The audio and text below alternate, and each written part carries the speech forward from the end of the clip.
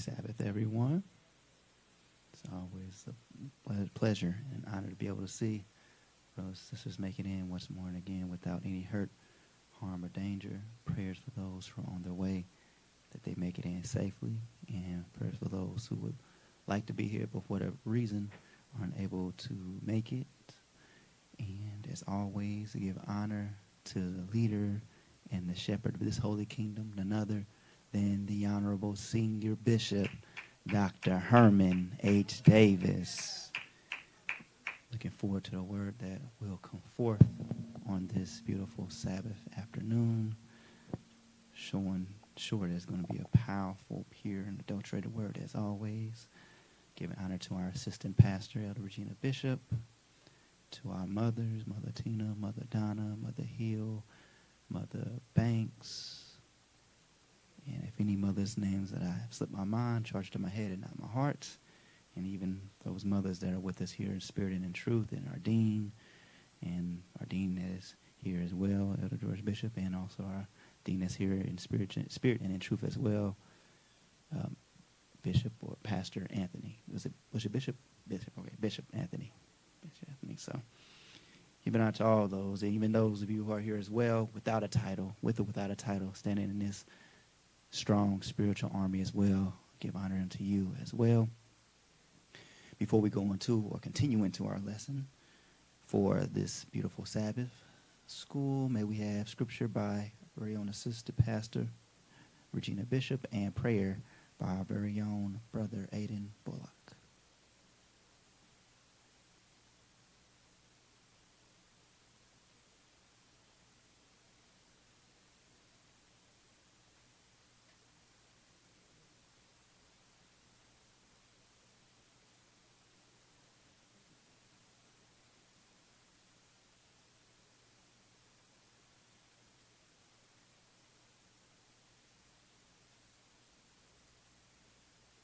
Praise Yahweh, saints. I'll be reading Psalms 23, 1 through 6. Yahweh is our shepherd. We shall not want. He makes us to lie down in green pastures. He leads us beside the still waters. Yahweh restores our life. He leads us in the path of righteousness for his name's sake. Yes, though we walk through the valley of the shadow of death, we will fear no evil, for you are with us. Your rod and your staff, they comfort us. You prepare a table before us in the presence of our enemies. You anoint our heads with oil. Our cups overflow. Surely righteousness and mercy will follow us all the days of our lives, and we will dwell in the house of Yahweh forever. I've read Psalms 23, the first through the sixth verse. May Yahweh add a blessing to the readers, hearers, and doers of his holy word for the edification of our souls. Hallelujah. Our Father, which art in heaven, hallowed be thy name. Thy kingdom come, thy will be done, in earth as it is in heaven. Yahweh, we thank you for allowing us to see another one of your Sabbaths. Yahweh, we thank you for all those that are here and those that are on the way. Yahweh, we ask that you bless the teacher, that he may teach what you have him to teach, and bless our leader from the crown of his head, from the soles of his feet. And we ask that you continue to empower him as he continues to empower us. In your precious son, Yeshua the Messiah's name, we do pray. Hallelujah. Hallelujah. We thank our sister, Pastor Regina Bishop, for that beautiful scripture and that beautiful prayer coming from our very own brother Aiden Bullock. For those who have not possibly seen or have kept up with the Sabbath school or / Bible study classes, we are going to continue on and see if we're going to finish this 13th chapter of the book of Proverbs, which, if you have the book of Yahweh, can be found on page 504. Again, that is the book of Proverbs, the 13th chapter. And we're going to pick up where we left off at, which is the 20th verse of that 13th chapter. And again, if you have the book of Yahweh, that can be found on page 504. If you need any assistance with finding that, if you have a different version of the Bible, That's all right. Proverbs is in all of them. Just ask one of our brothers and sisters around, and they'll be more than gracious enough to be able to assist you with that. So just a brief recap of what we have discussed up to this point. We talked about the importance of being a faithful ambassador and how it's important to be a faithful ambassador and not a wicked one, and how a faithful ambassador stands true and stands strong on the word that's been given to him by instruction through leadership. And the reason why an ambassador is so important is because they're put in that said position because they're entrusted by the one who is in power, by leadership, to bring forth the same action or words or deeds that that one who is in leadership would do as well. So an ambassador is a very important thing to be, especially to be a faithful one and not to be a wicked one, because a wicked one has tricks up their own sleeves and have their own ulterior motives. So we have to be careful and be sure that we are faithful ambassadors, and talked about also how we have to be careful that we don't disregard correction, meaning that we don't reject it, that we welcome correction. And welcoming correction doesn't always mean that you're going to like it. Correction, most of us won't like it because correction, it kicks against what we think that we already know, already have set in stone within our mind. However, in receiving it, whether you like it or not, you still listen to it and you still take it in and you still go over that correction. So that's why I say there's a difference between rejecting correction and not rejecting, because you cannot like the rejection you're going to get, or the rejection or correction you're going to get. However, it doesn't mean that you don't take it in. We have to be careful that we don't reject correction, meaning that if we don't like it, we just totally disregard it, totally in one area out the other. Doesn't mean that we didn't hear it, but we chose not to adhere to it. So we can hear a lot of things in correction and even say, okay, and agree to it, but we have to adhere to that correction. And last but not least, we talked about longing and how longing is the same as desire, and how we have to be sure that our longing or our desires are in line spiritually or with our Father, with the teachings. Because if our longing or desires is outside of his will, they will be fulfilled. However, in them being fulfilled, they will fulfill us and lead us to our own damnation and destruction.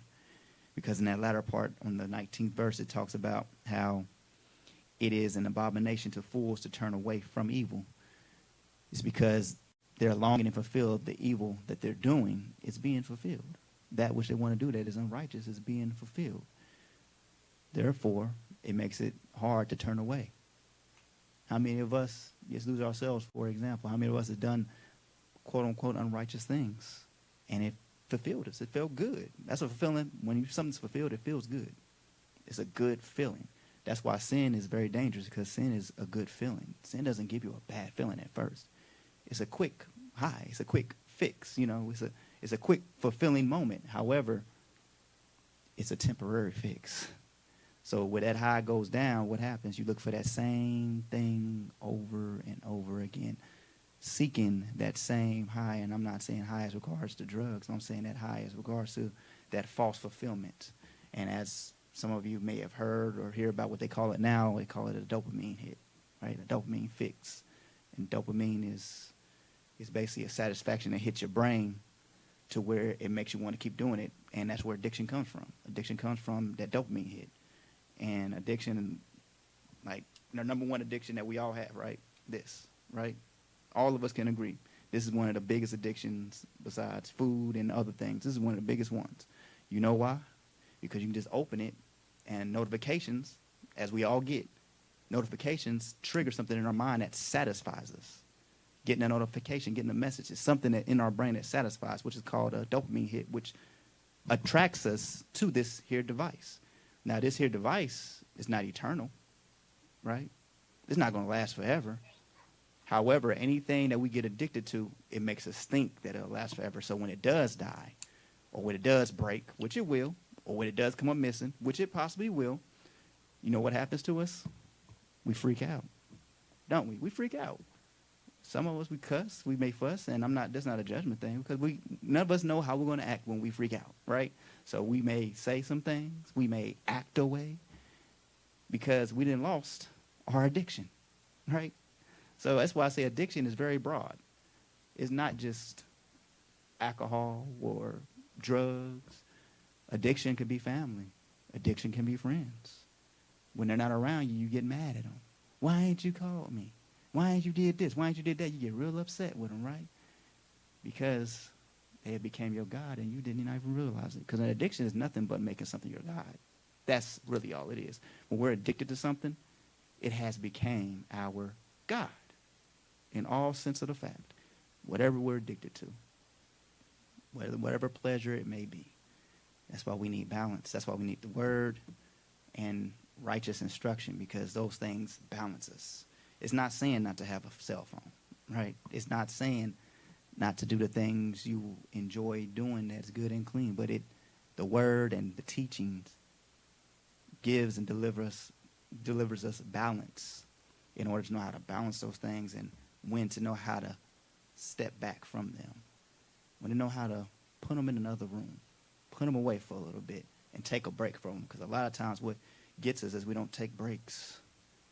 And those things, they overtake our minds, fully overtake it. And then we wonder why we're in the state of mind that we're in. So let us be sure that our longing that we have and our desire that we have is righteousness, of righteousness. Because if it is of unrighteousness, it will eventually be fulfilled. But you'll continue to keep chasing that same fulfillment and never be spiritually fulfilled. So we're going to continue on, and this is our Sabbath school. So if there's any questions or comments, please feel free, whether here or virtually, and we will have a good old, beautiful conversation. Verse 20 in the 13th chapter goes on and it reads, "He who walks with the wise will be wiser, but the companion of fools will be destroyed." So walking with the wise and having companionship are all the same thing. When you walk with somebody, that means you are of them. You agree with them. You are on the same accord with them. Being on the same accord with them does not mean you have the same knowledge or understanding, but being on the same accord with them means that you choose to be as they are. Example, I am not of the same level spiritually as Bishop is, but since I choose to walk with him, that proves spiritually that I'm of the same wavelength and accord with him. That don't mean I have the same knowledge. That don't mean I have the same understanding.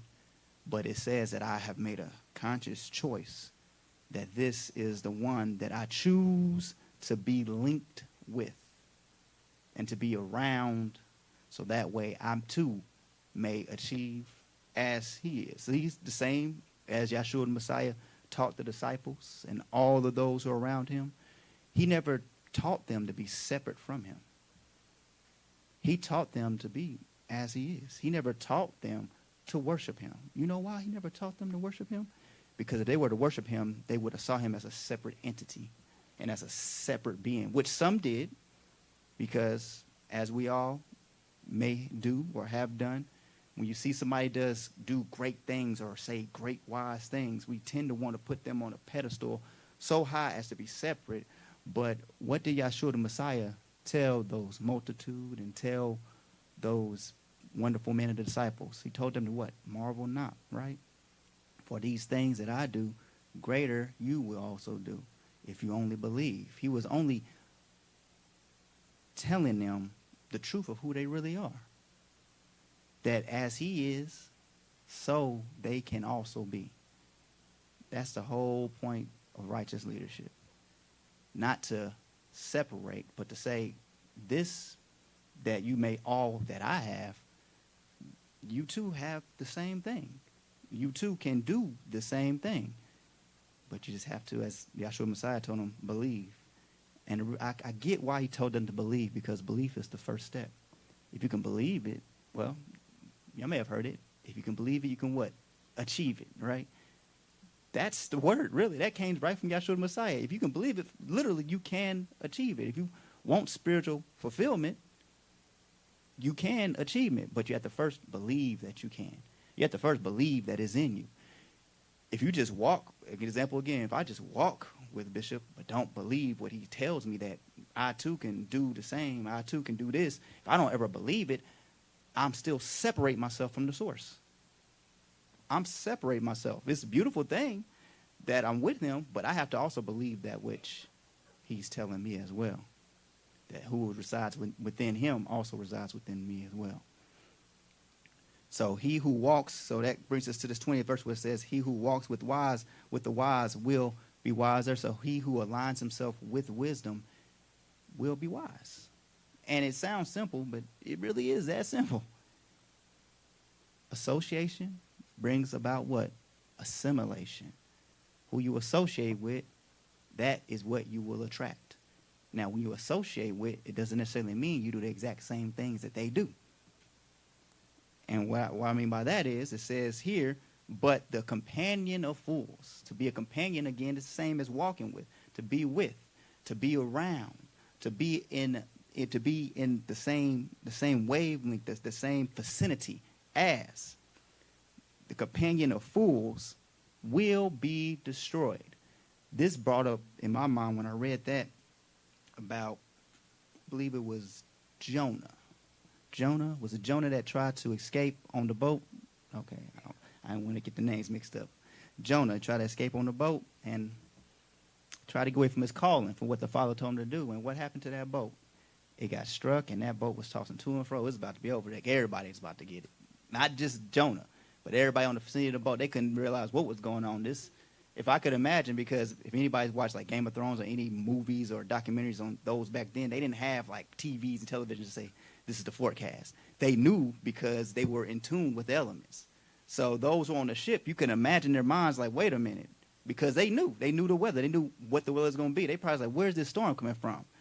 We know the weather. We know how the weather's going to act, but this wasn't in the forecast of the elements, right? So they looking around like, what happened? What did we do wrong? And Jonah comes up and is like, look, man, because he at the bottom, right? So he's like, look, I'm going to be honest. Just throw me overboard. Just throw me overboard, because I too know that it wasn't supposed to be this way. Otherwise, I wouldn't have been sailing. Because keep in mind, back then, the reason why they only would sail if they knew for a fact the weather was sellable, was good weather to go. So just throw me over, right? It's the same way with the companion of fools. That example is the same way with being the companion of fools. Your companion of fools, they're going to be doing everything that you are not.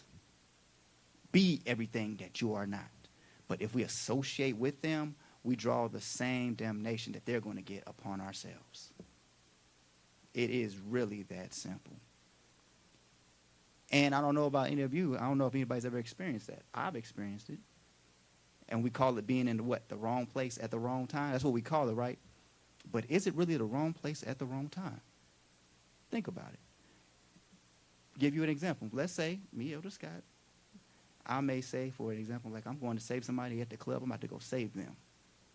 I'm tired of them going to the club. I'm about to go save them. But it's the club, right? What usually happens in clubs? Fights, shootouts, mace, all that stuff you can think of happens at clubs, right? And let's say, oh, it never happens at this club. I'm going to save them like I always do. I go and do that, and I'm going to do a good deed, right? I'm going to do a good deed. And all of a sudden, something happens to me. Boom, I'm gone. Wrong place, wrong time, right? No, I shouldn't have been there in the first place. Right? We say wrong place, wrong time, but some things are really not wrong place, wrong time. It's just who we surround ourselves with, and we are the ones that get hit with it. It's like somebody who rides with a drunk driver that's not drunk, totally innocent. But the drunk driver don't die, do they? Typically, they don't die. Most of the time, it's the innocent person that's there that gets the repercussions of the one who was doing, I would put in this instance, the sin, right? So it's just letting us know we have to be very careful who we call our companions outwardly and especially inwardly, because the companionship first starts here.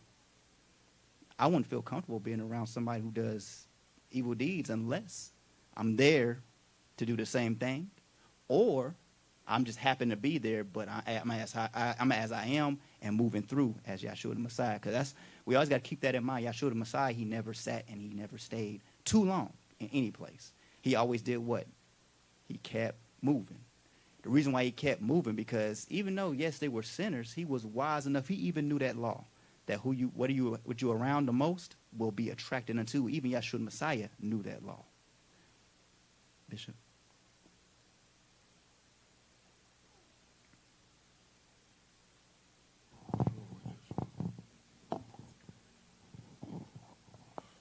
Okay, beautiful class, and definitely, I know a lot about the wrong association, even for the right reason. You know, you can have the wrong association for the right reason, and anybody that know me know that I am an open person, and I enjoy entertaining, I enjoy people, but I don't enjoy messy people, and I always share the story of my interacting with someone that was doing what I knew I was not supposed to do, but I involved them in my world, thinking that they would gravitate to my world.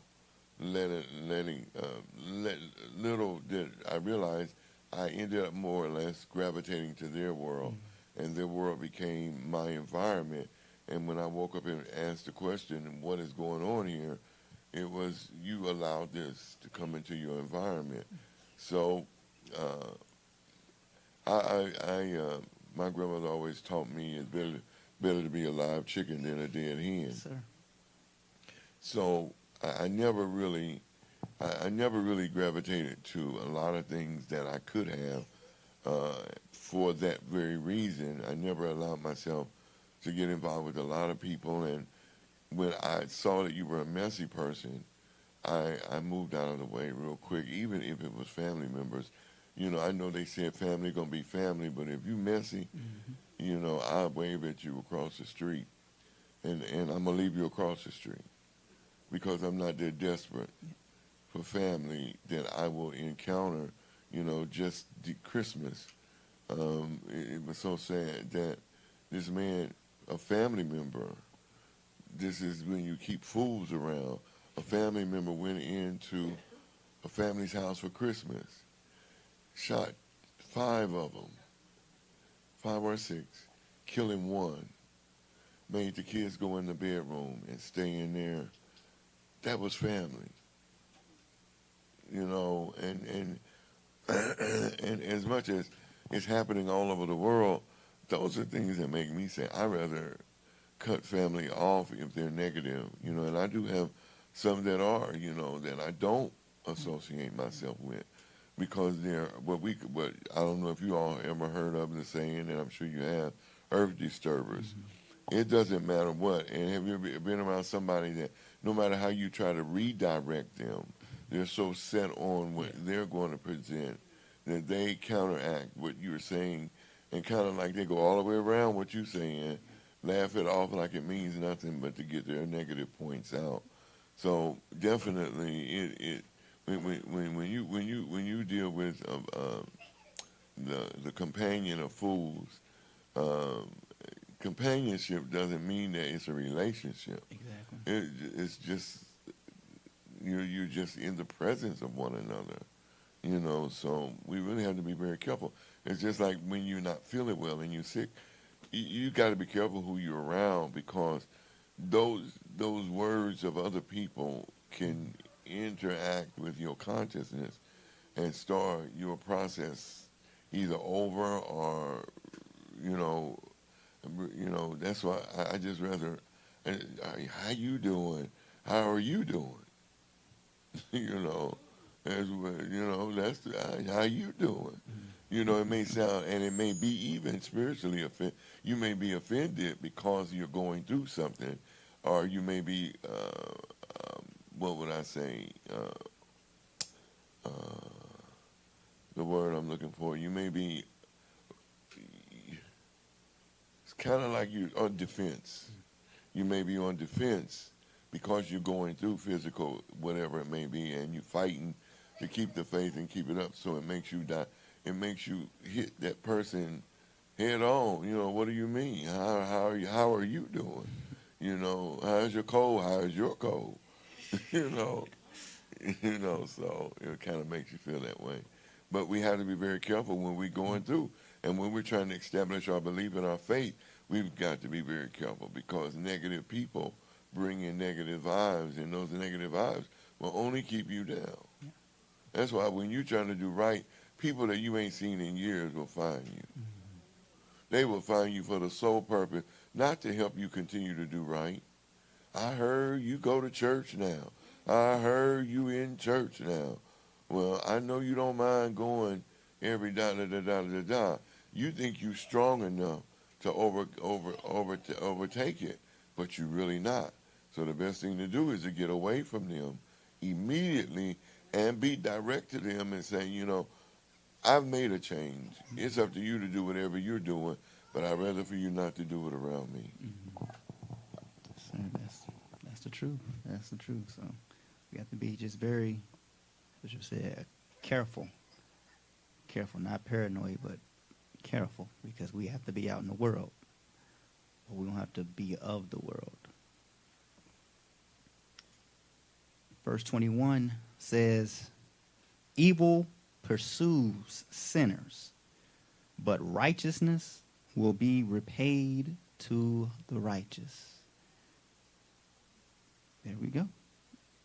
Be not deceived. Yahweh's not mocked. Whatever a man sow, that will he also reap. And that's in volume 2. So it makes you wonder, where did our brother Shaw get that from? Proverbs. Because we got to keep in mind, all those we read about in volume 2, they were well rehearsed in the books of Moses. In volume 1, they were well rehearsed. So here we just have to be sure that we're not one of those evil, outside, unrighteous, whether it be thoughts or in deeds, because it said evil pursues the sinners, pursues us. And it had me thinking, too, like, sinners, born sinners, right? But we don't have to remain sinners. We don't have to remain sinners, because that's the case. Why does it say here, it says evil pursues sinners? So if I stay a sinner, that means evil does what? Pursues me. It doesn't say I won't make mistakes. But when it says evil pursues sinners, that means those who makes the choice to not make a change within their life, to continue on that path of unrighteousness. And evil will pursue. Evil will pursue. And what's evil? Evil is not necessarily death or even jail or bankruptcy. But evil is a state of mind, right? So it could be anger. That could be jealousy. That could be envy. That could be greed. All those things are evil. And those things that we allow to happen within us and we allow to do, they have repercussions to where they hinder our spirit, man. They hinder our spirit, man, and they hinder our spiritual growth. So that's why it says evil pursues sinners, because the pursuing meaning is right behind you. You may be thinking you're getting away with it. You may be thinking that you told that person off. You can tell everybody off that you want to tell off, but that evil will continue to pursue you till eventually it will catch up, because none of us can outrun evil. If we continue to dwell and remain sinners, we can't outrun it. None of us can, no matter how hard you try. You know how they say you can't outrun your past? That's the truth. You can't outrun your past, especially when you come into this walk, because this walk teaches you to face your past, which is the best thing for any of us to do. Because the more we try to outrun something, the more when it happens and it confronts us, it can utterly destroy us. Exactly. Who said that? Devastate us. It can. And it will devastate us when we don't face it. Because you know what happens? We try to act like it never happened.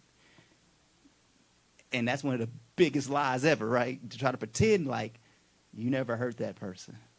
Pretend like you never used that person or misused or abused that person, or pretend all these things, whatever it may be, even if it may be unto yourself, right?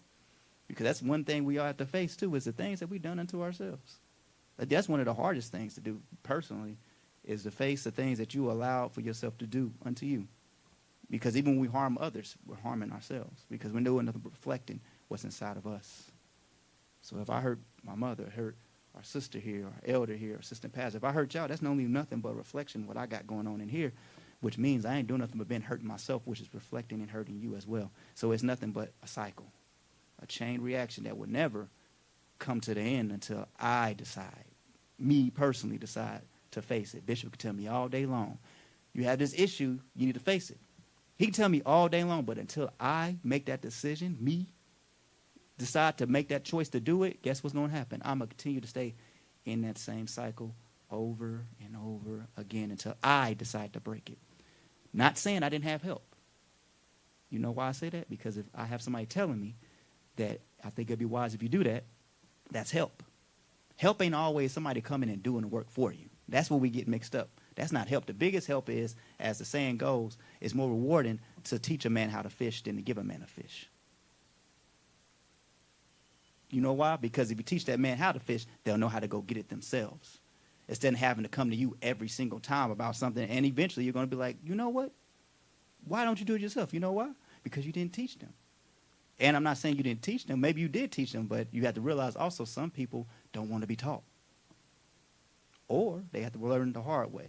So like, I even use that example going back again with Bishop. He can tell me all the time that, you, but eventually he's going to have to be like, all right, you don't want to listen, zip. Psh. Because if you're not trying to learn a lesson this way, verbally, then you have to learn a lesson another way, hopefully. And that's prayerfully. Assistant pastor. Oh, hold on. Assistant pastor, exactly. That is laziness. Laziness, and I would say fear. Fear. None of us want to see ourselves looking unrighteous. Who in here wants to see yourself looking bad or unrighteous? Raise your hand. Anybody? Exactly. So anything that's negative within you, of course you don't want to face it. I don't want to face it. But the beauty is when you do face it, how freeing it is. Because how I can guarantee you, all of us in here, or at least some of us in here, has faced ourselves with one incident, and when we did, we felt light as a feather. We felt light. We felt great because we faced it. We faced that demon, which it was, and we was able to get over it and move forward. So, evil pursues sinners, but that's why. But we got to look at the word "but" as we've been taught. But cancels out that evil because cancels out that being a sinner. Because what if you don't want to do that? What if you don't want to be a sinner? What if you make the choice to want to live holy? That's when this "but" comes in. But righteousness will be what? Repaid to the righteous. And what is righteousness? Peace that surpasses all understanding. A stable mind. True love. True love. Balance. Being open to his will. All of these things, and once those things come, everything else outward will come itself. Because once you are content with who you are and fine with being in the will of the Father, everything else that comes is just an additive. Everything else that comes, whether it be cars, money, whatever it may be, everything else that comes is just an additive to who you are, but it's not who you are. When you recognize who you are and know who you are from the inside out, everything, you realize that everything else, as I believe our older brother Yeshua Messiah put, as a worldly treasure is going to be eaten up by moth and taught and brought back to where it came. But when you know who you are and realize that, those things don't have a hold on you. So when they are taken away or gone back from whence they came, it don't bother you. Or it doesn't bother you as much. I'm not saying, depending on what it is, it may bother you. But you're able to click back in because you realize the source of who you are. Assurance, not pride, but assurance. Because when we use that word pride, we have to be very careful because pride is one main thing that overtakes all of us. And will overtake all of us. Because once we say we have pride in something, then where's the humility? Right? So that's why we have to have assurance. Be sure who we are. And everything else, it will fall in place with the instructions that come and who we decide to surround ourselves with spiritually. Verse 22 says, a righteous man leaves an inheritance to his children's children, but the wealth of sinners is reserved for the righteous. So a righteous man leaves an inheritance. An inheritance, something you inherit. And a lot of times we hear inheritance and having abundance of wealth, and we always think about money, right? Don't we always think about money when we think about inheritance? But what's the greatest inheritance that we all have been given? Okay, life. Anybody else? Knowledge. Anybody else? Wisdom. So life, knowledge, wisdom, love, peace. You see, these are all forms of inheritance that's been given unto us by the source.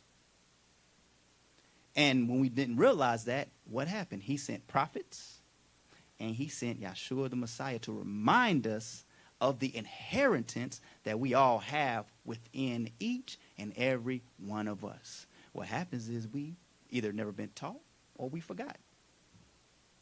It's easy to forget. I don't know about you. It's easy to forget. Have you ever forgot a word like truck or car? I've done it. You be like, y'all know what I'm talking about, like that word. And somebody be like, car. You be like, there we go. You be like, the simplest word, right? But use that as an example. That's how easy it is to forget if you're not careful. If you're not careful, if you offer who you are, if you slack on who you are, because that's what happens when we slack on who we are. Those moments that I use, for example, it starts small like that, because that's a small thing, forgetting car, because somebody else can remember that for you, right, typically. But then it'll go into bigger things. I forgot where my keys are at. Keys to the kingdom, right? I forgot where my keys are at. Now, Bishop may be able to help you if he's led to, because that's the key. Just because Bishop helps us doesn't mean he has to. A lot of times he has to be led to do so, like Yeshua the Messiah, right? Yeshua the Messiah could help everybody he came in contact with, but he helped those who he was led to help. Because if you help just anybody all the time, they won't appreciate what they've got. That's number one. And number two, going back to the learning the lesson, they may not learn the lesson. So it's all wisdom and being led.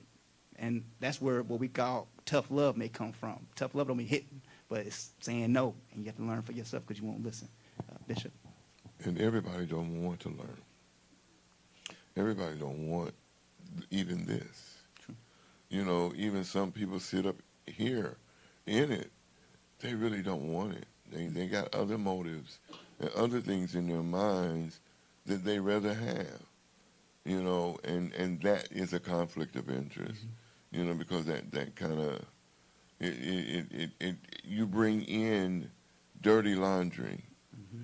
And you mix it with clean clothes, and you fold them all. You fold them all. So, and then later on, you wonder what's smelling, and you never realize that you folded dirty clothes with clean clothes, because ultimately, you so used to wearing dirty clothes with clean clothes. You know, so you put a clean blouse on with a dirty skirt, or a pair of pants, or dirty socks. True. You know, and you're expecting the results of a clean shirt from the clean, dirty socks, and you're not going to get that. True. You know, you're not going to get that. And the saddest thing is, you do have people in the church that does that. You know, they just don't want what the church is offering, and then they want you to give them what they want. Well, you don't go to the liquor store and ask them for ice cream. True. Their specialty is in liquor. And they can ask you with no problem, why did you come here? The Dairy Queen is right up the street. So maybe you turned in when you should have kept straight up. You know, so you can't come to the house of prayer, or you should not be able to come to the house of prayer and get the things that your flesh wants out of the house of prayer, you know, and that's why people want to come and date and all of that stuff in the church. That's not what this is for. You know, the house of prayer is not for that. We are not aligning ourselves with the universal principles to give you a husband, a wife, a boyfriend, girlfriend, or whatever. Yes. I'm lonely with it. Pray. He will provide. Prayers of the righteous avail as much. Yes, sir. You know, and sometimes if we're not careful, we will let them make us second guess our stand. True. You know, So true. we will make them make us, second guess our stand because I was just talking to someone yesterday, and it is always me to biblically give you the answer. It may not be the answer you're looking for, but I can only talk to you the way I am. But I kept trying to make an excuse. Well, I'm not trying to tell you, I'm not trying to give you the answer. I'm not trying to biblically give you the Bible and all of that until I stopped to think, what am I doing? I'm compromising who I am. And that's not who I am. So we really need to be very careful with even our conversation, because if we alter in that and compromise to please others, then we lose our stand. We lose our stand, and they still ain't gonna change. They ain't gonna change. Change is when you want to change and go through the process of it. But when you don't want to change, you do not want to change. I hear everybody talk about forgive and forget. You cannot forget. You cannot forget. You don't have to hold it to them, but you cannot forget, because therefore you lose wisdom. And that's a lesson all over again that has to be learned, because wisdom comes with past things, mistakes, and things that you've gotten yourself into that you got out of. And you look back to see how far you came and how you got out of that. Then it gives you wisdom not to go back in there again. Well, if you forget, you're going to replay all of that over again. Forget means out of consciousness. So if it's out of consciousness, you're going back. And some of us do and say things to appease others. And we just cannot do that. I am who I am. I am a man of Yahweh, from the innermost to the outermost. That's who I am. I have a sense of humor because my father has a sense of humor. I like to joke. I like to laugh. But I won't compromise my stand. Whether it be my sister, my brother, if he was living, and even my mother, if she was living, my grandmother, I will not compromise for that. And we cannot compromise for that. Because if we compromise for that, we're just as bad as that. So I don't, we really have to realize a lot of people just don't want to change. Even if they say, how do I get the Holy Ghost? Have you ever said somebody say, how do I get the Holy Ghost? And you tell them, and they say, well, it just don't make sense to me. Well, hell, it didn't make sense to me either. But I kept pursuing it. I kept trying to learn it. I kept trying to apply it until I got it applied. And then it made sense to me. So a lot of times we run across people that make us compromise ourselves because they don't want to hear what we got to say. And to the person that don't want to hear what we got to say, your best thing, you can always walk away. Mm-hmm. Yeah. But if it's Yahweh with me in the morning, it's going to be Yahweh with me in the afternoon. Sure. And then it's going to be Yahweh with me at night. If you don't want to hear that, tough luck, baby. It's on you. You need to find somebody that's talking that language that you want to talk. Because any man that is in Yahshua the Messiah is a new creature. Old things have passed away, so those conversations, I don't even have them no more. So, there you go.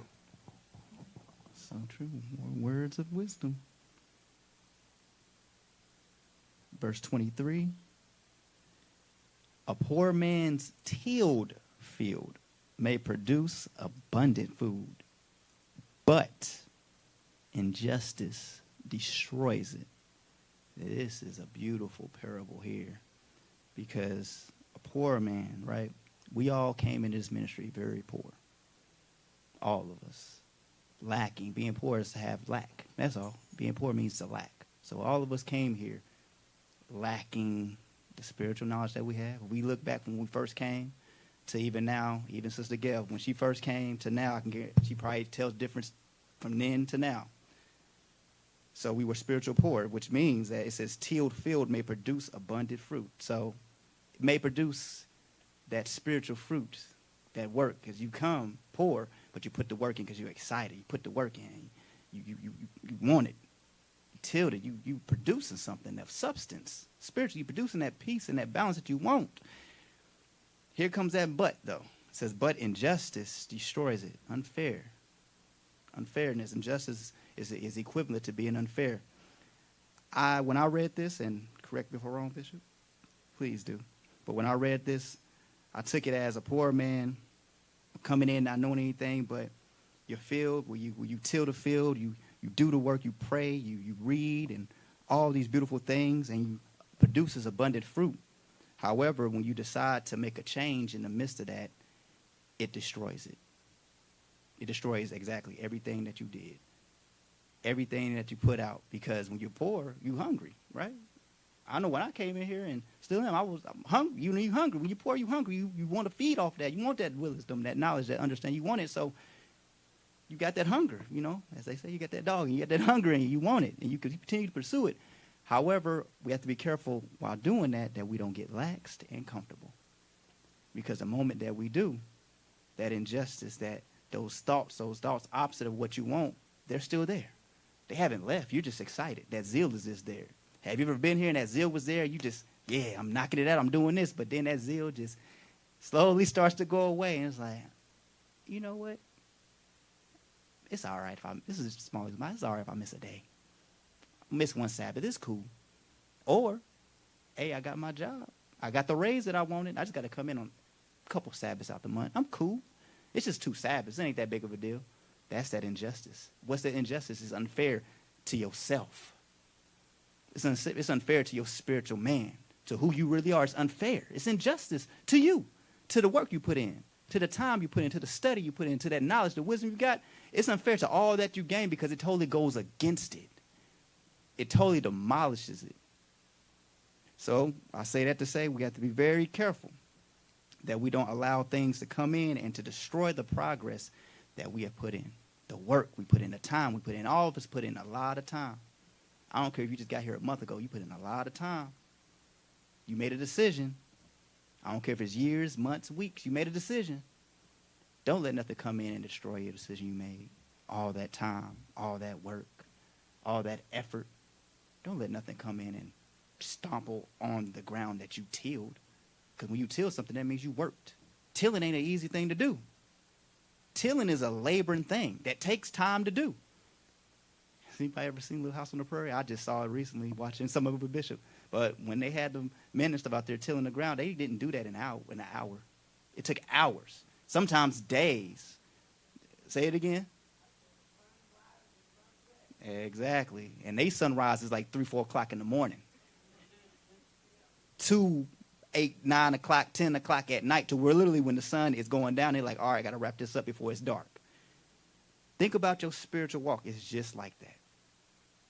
It's just like that. That's why the song that says, when I think back over my life, and when I look back over my life and I think things over, and they get excited because you look at all that time you put in. All that, the fleshly, the reason I say sacrifice, because you didn't want to give it away. But the things you sacrificed and gave it up, because at the time you didn't want to give away, so it was a sacrifice. Now you look at it, it wasn't a sacrifice, but back then it was, because you clinged onto it, the things you cut off, the things that you let go, and the things you gained. Look at all of that you put in for you, not me, because I can only think about what I've done. But think about the things that you've done to allow, to attribute to your spiritual growth. The tilling that you did, the time, the effort, the conversations, the studying, the reading, all that you've done. Don't allow for one thing or 2 things or 10 things to come in and stomp on over your tilled ground. And think about this. You can have a little bit stomped on and, it won't take as long to till it again. But imagine your whole consciousness being stomped on. That means you have to start all the way from scratch. All the way over from scratch. And I don't know about you. I don't want to start all the way from scratch. It's not the same. Some mileage to be put on this here mind and body. So, which means it's going to make it a little bit more rougher.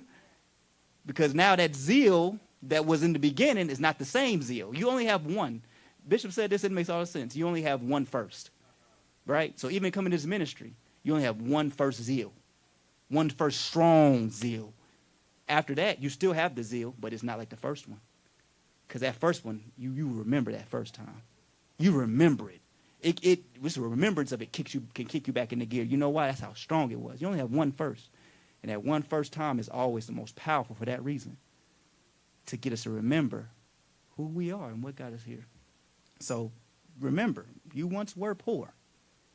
All of us in here was once poor. We're now very rich. But don't forget the time that it took for you to till that ground when you were that poor man. And continue to work. I'm going to do this last verse, and we're going to put it, pin, well, we're just going to conclude it after that. Verse 24, he who spares the rod hates his son, but he who loves him disciplines him promptly. We heard the scripture, spare the rod, spoil the child. Well, this is another one in the book of Proverbs as well, talking about the rod. It says, he who spares the rod hates his son, and rod is nothing but a correction. It's not abuse, but it's correction. It's that correction that we all need, especially as youth. But it says here, if you spare that rod, if you spare that correction, if you just let your child do whatever they want to do, guess what? I didn't say it, but the wisest of them all said it. You hate your son. You hate them. You may think, I love maybe my best friend. I love my kid. They can do whatever they want. I love them. No, you don't. You hate them. Because if you love them, you will give them something that will keep them as they grow. But if you just let them run wild and do whatever they want to do, then when the judgment do fall on them, and it will, the blood won't be on the child's hands. The blood falls on the parents' hands if you haven't done what you're supposed to do. Now, think about that spiritually. That goes also in the form of leadership as well, because we are all considered children under leadership. We have our spiritual father, so we have a spiritual father. What does that make us? Children. If you have a father, you're that child to that father, right?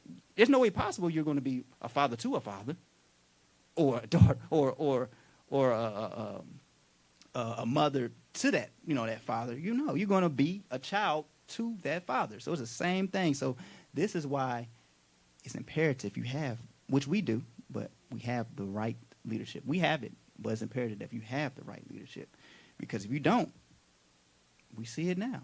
Churches, whatever, a lot of stuff going on. It's because they hate their children. They don't discipline them. They don't get on them promptly. Promptly don't mean in anger. Matter of fact, the most times they get through a lot of children is, I've seen when they respect their parent, because mind you, there will be some disobedient children that don't respect their parents. But those who respect their parents, all the parents say a lot of times is, I'm disappointed. That could be the most tearing thing to a child's heart that loves their parent. You know why? Because that child doesn't want to disappoint that parent. They don't want to disappoint that seed, right? That figure in their life. So all they got to do is a lot of times say, I'm just so disappointed in you. I can't believe you did that. And a child will break down in tears. But if you have those who just want to be rebels, like I said, you got those that want to do what they want to do, and it is. But I'm saying all I have to say is we have to be sure that we ourselves not only just look for our leader to do the same thing, but that we'll also do it amongst those who come in even as babes. Because babes are considered children in the eyes of the Father as well. So that means whatever I do outside of the will of the Father, if a babe see me do it, then I'm in trouble. The babe may do it, right? The babe may do it, but the blood's on my hands. You know why? Because I misguided, because they're considered a child. Not saying that I'm no different than them, but when you have a certain standard that's been put in you and the other person don't have within them, but they want it, but you decide not to train them on it as well, because we're helpers as well to leadership, especially those with titles. Those with titles that's been here, and let's say you don't have a title, right, but you've been here and you know the will. If you don't correct a brother or a sister that's outside of the will of the Father, this scripture here still goes and applies to you as well, that you hate your brother or your sister if you decide not to correct them when they're wrong, when they're outside of the will of the Father. So let us just think about those things. Do we actually love each other like we say we do? And again, like I say, to correct doesn't mean to yell, scream, fuss, cuss.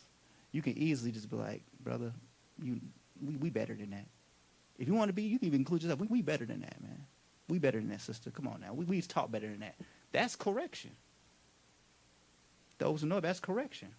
Now, it'd be up to them to make the choice whether they want to listen or not, because in all of it, we have to always keep in mind, too, no matter how much wisdom, knowledge, or understanding that we give, doesn't mean the person wants to receive it. So always keep that in mind. Trust me. And if you don't learn it now, you will eventually learn it. Any questions or comments? If there be none, the Cash App should be on the screen. Continue to bless this kingdom as we, including you who are watching, continue to go higher and higher. And look forward to seeing everybody back about 12:10, so 10 minutes after 12, as we prepare ourselves for a high, powerful word that's going to come forth from none other than the Honorable Senior Bishop, Dr. Herman H. Davis. Love you all. Shalom.